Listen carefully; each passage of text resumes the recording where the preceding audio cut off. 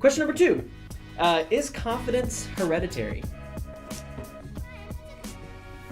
Yes, and I guess, I mean, what did you say before we shot the episode? my dad used to hand me a 20 sometimes. Is that hereditary? He technically gave it to me, but in a sense it is. You know, your confidence comes from your ability to assess your own capabilities versus the risk of whatever's in front of you.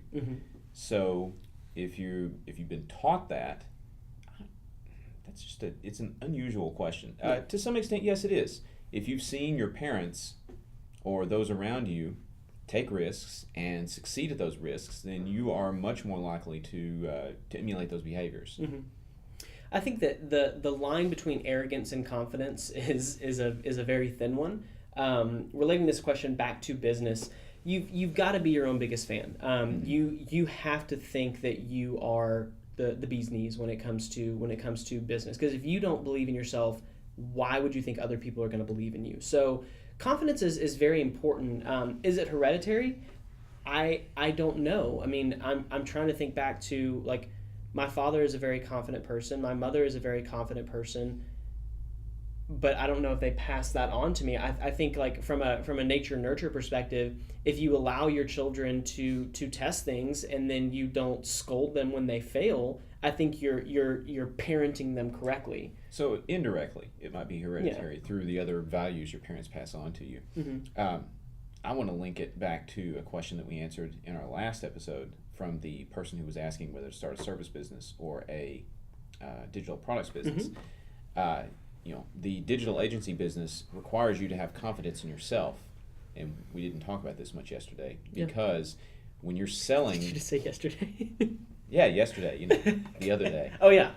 When you're selling your digital agency services, you are selling yourself, and if you don't have confidence in yourself, you will absolutely underprice yourself. Yeah. And I think that's actually worse than overpricing yourself. Yeah. So in a service business, especially marketing and digital services, you've got to have the confidence when everything is going wrong to be able to walk in front of your client and say things are going to get better. And you've got to have that unwavering belief. The amount of times that perfect example, I'll give you a very practical example. Black Friday of last year, I spent about $10,000 of my clients' money building audiences for Black Friday. During the 20 days that I spent that $10,000, we made about $2,000 off of that media spend.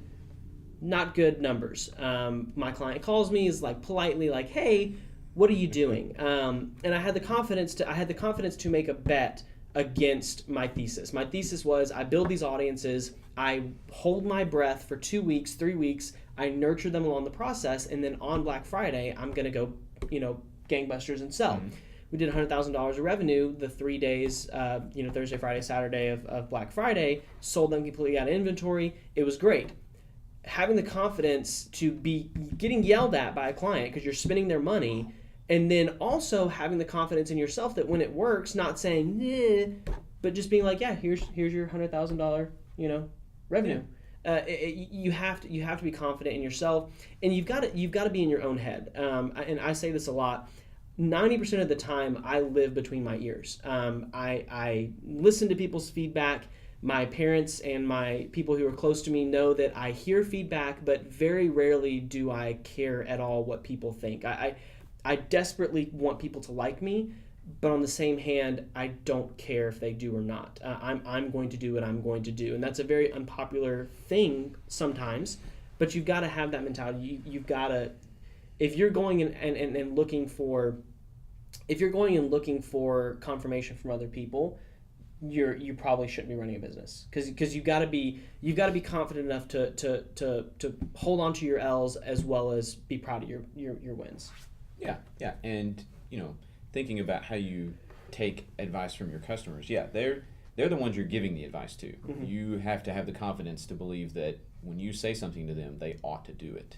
Now, for your mentors, obviously you got to flip that around and be willing to take criticism. People who say you need to sit up straight when you're on camera, that sort of thing. Smile. Are you calling Joe a mentor? Maybe. Is he your mentor in the videography, photography space? He's an expert in his field, someone from whom I'm more than willing to take advice. So, boom. There you go, Joe. A little tip your hat to you there, sir.